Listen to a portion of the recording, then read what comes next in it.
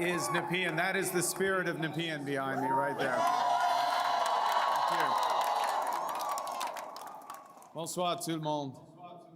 Good evening, Bonsoir. everyone. Oh, quel bonsoir. C'est une bonne bonsoir. What an evening. I have a question. Who's ready? Who's ready? Who's ready to stand up for Canada with me?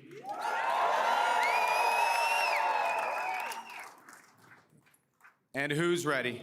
Who's ready to build Canada strong? Okay, we got that settled. That's good. Avant de commencer, je voudrais féliciter. Before I begin, I would like to congratulate the other party leaders on their campaign and all the work that they did. I want to thank them for their service to Canada, now and in future. I want to thank the leaders of the other parties. I want to salute the contribution of Jagmeet Singh. I noticed his remarks. Yeah. Leading on progressive values. Elizabeth May, who will be returning. François Blanchet. And I want to congratulate Pierre Poilievre on a hard-fought, fair, good campaign, his commitment to the country that we both love.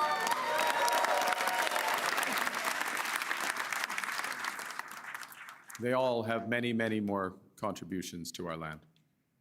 Thank you, Diana. Thank you, Diana, for your work on this campaign. Thank you, Diana, for the commitment and compassion you bring to everything that you do.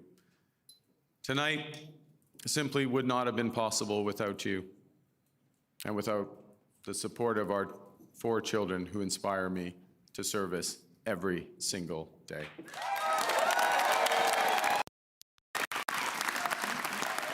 I also want to salute the women and men who put their name on the ballot from all parties. Thank you for standing up to serve our country at this critical time.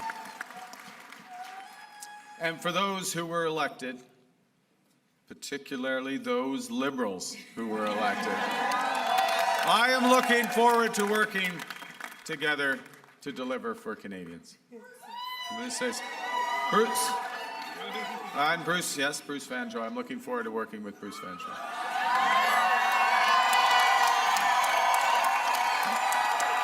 Fantastic. He will be a great MP. We're going to have fun tonight. Yes, we're going to have fun. Bien sûr. Je tiens à remercier les milliers de bénévoles. I want to thank the thousands of volunteers who are here tonight and across the country that gave their time so that we could talk to Canadians, who spoke to Canadians, who spoke to their neighbors, who made the calls. The people who worked so hard so that we could have Canada strong. You know, I chose to enter politics because I felt we needed big changes in this country. But big changes guided by strong Canadian values. Values that I learned at the dinner table from my parents, Bob and Verley, and from my siblings. I appreciate this more in retrospect from my siblings. My siblings, Brenda, Sean, and Brian. Values that I learned on the ice from my coaches. Values that have been reinforced as I've met with Canadians across this great country. And those include 3 values that I want to highlight this evening. Humility. It's Canada after all. Ambition. It's Canada after all. And unity. It's Canada.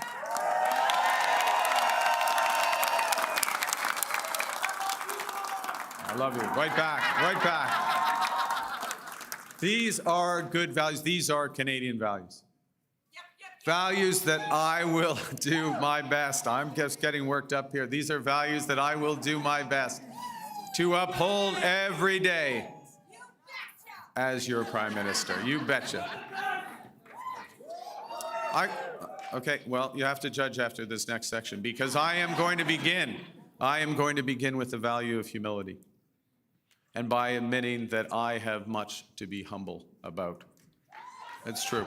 Over my long, that's not an applause line, it's just a statement of fact. Over my long career, I have made many mistakes, and I will make more. But I commit to admitting them openly, to correcting them quickly, and always learning from them. You know, humility underscores the importance of governing as a team in cabinet and in caucus, and working constructively with all parties across Parliament, of working in partnership with the provinces and the territories, and with Indigenous peoples. And at this time, it underscores the value of bringing together labor, business, civil society to advance the nation-building investments we need to transform our economy. Humility is also about recognizing that one of the responsibilities of government is to prepare for the worst, not hope for the best. As I've been warning for months, America wants our land, our resources, our water, our country. Never. But these are not idle threats. President Trump is trying to break us so that America can own us. That will never ever happen. But we also must recognize the reality that our world has fundamentally changed. There is also, for me, as I stand before you this evening, humility in recognizing that, well, many have chosen to place your trust in me, trust in the Liberal Party. Millions of our fellow citizens preferred a different outcome. And my message to every Canadian is this: no matter where you live, no matter what language you speak, no matter how you voted, I will always do my best to represent everyone who calls Canada home.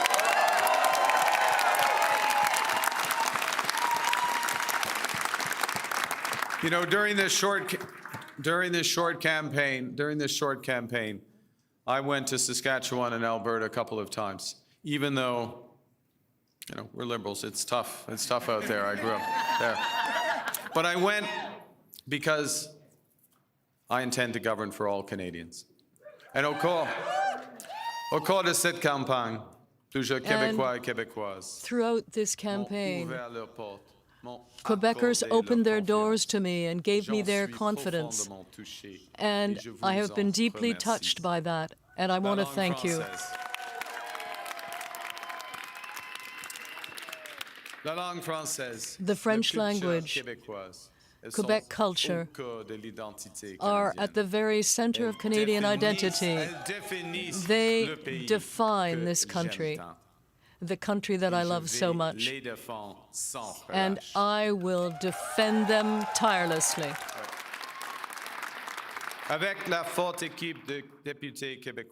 With my team of Quebec members of Parliament that you have just sent to Ottawa, we will ensure that Quebec will continue to prosper within a strong Canada.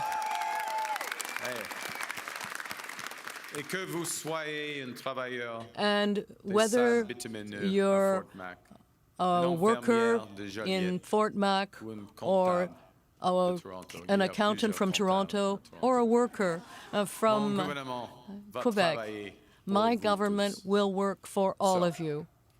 As we come here after this most consequential election, let's put an end to the division and anger of the past. We are all Canadian, and my government will work for and with everyone.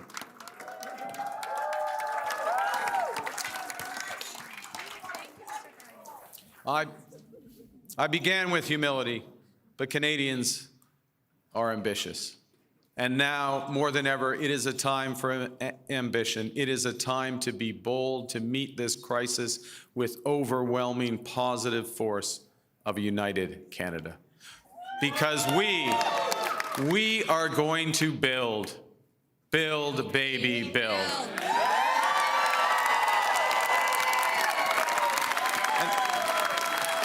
Exactly.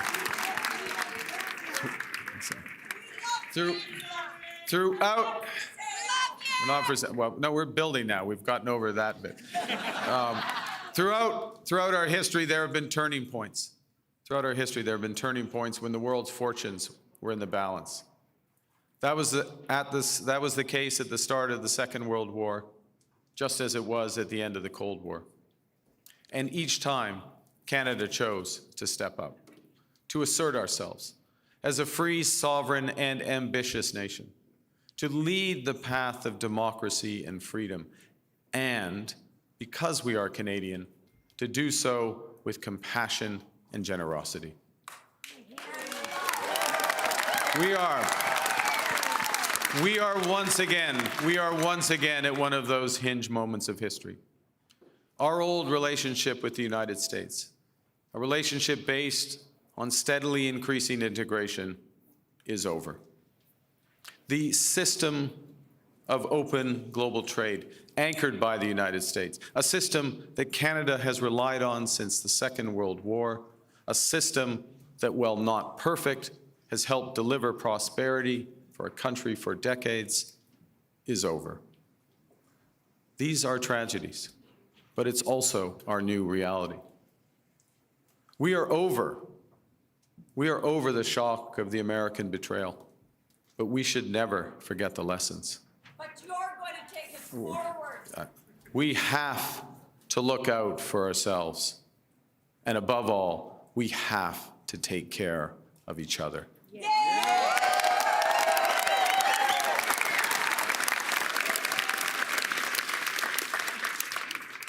When I sit down with President Trump, it will be to discuss the future economic and security relationship between two sovereign nations. And it will be with our full knowledge that we have many, many other options than the United States to build prosperity for all Canadians.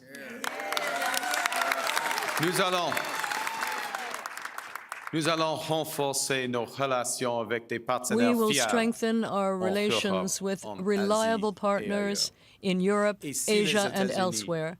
And if the United States no longer wants to be in the forefront of the global economy, Canada will. We are masters in our own home. We will build millions of housing units. We will become an energy superpower. We will provide good careers in skilled trades and one economy, not 13. Because this is Canada, and we decide what happens here.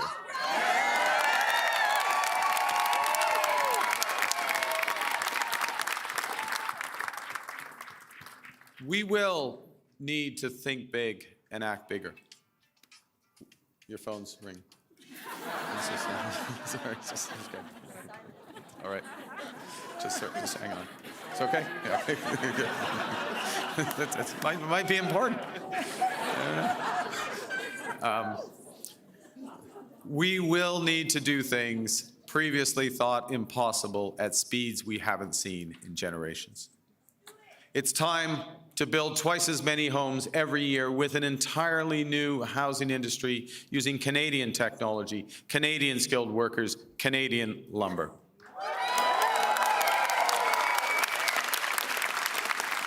It's time to build new trade and energy corridors, working in partnership with the provinces, territories, and Indigenous peoples.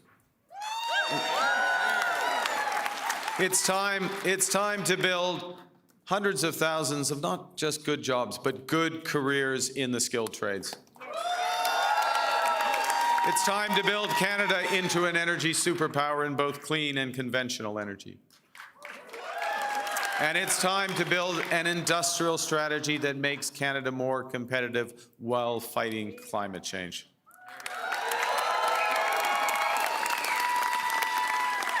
We will build one Canadian economy, not 13, with a government committed to free trade in Canada by Canada Day. The point is that we can give ourselves far more than the Americans can ever take away. But even given that, I want to be clear. The coming days and months will be challenging, and they will call for some sacrifices. But we will share those sacrifices by supporting our workers and our businesses. Les défis devant nous sont intimidants. The challenges ahead will be difficult, but that is clear. Major changes, such as the ones we're seeing, are always concerning. We have a long way to go, but I'm confident. I'm confident, I trust you, and I have confidence in all of Canada. Because Canada is more than a nation. We are, and we always will be, a confederation, a sacred set of ideas and ideals built on practical foundations.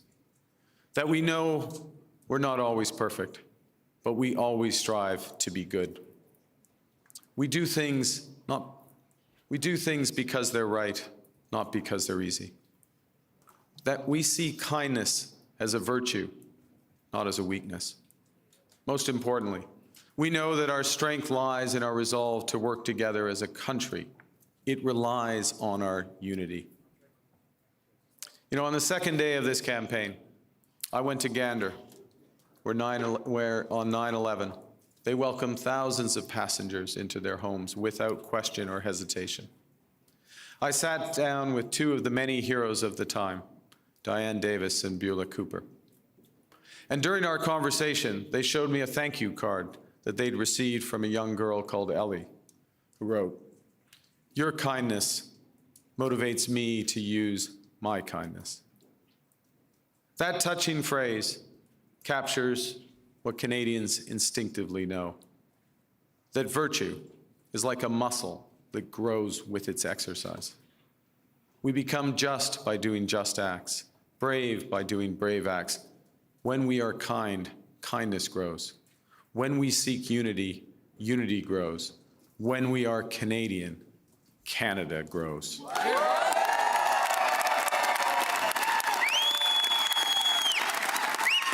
And united over our history, we have done hard, seemingly impossible things. United, we have built one nation in harsh conditions, despite a sometimes hostile neighbor. Yes, they have form on this, the Americans. United, we have confronted our own past with Indigenous peoples. United, we built a country that brings together languages and cultures and beliefs that are different. We built critical cultural institutions, such as CBC, Radio-Canada. United, we have created universal public health care. And now, in the face of this crisis, united, we are buying Canadian. We are exploring everything this country has to offer. We are supporting our friends and neighbors in the crosshairs of President Trump through a crisis that we did not create. United, we will win this trade war and build the strongest economy in the G7, an economy that works for everyone.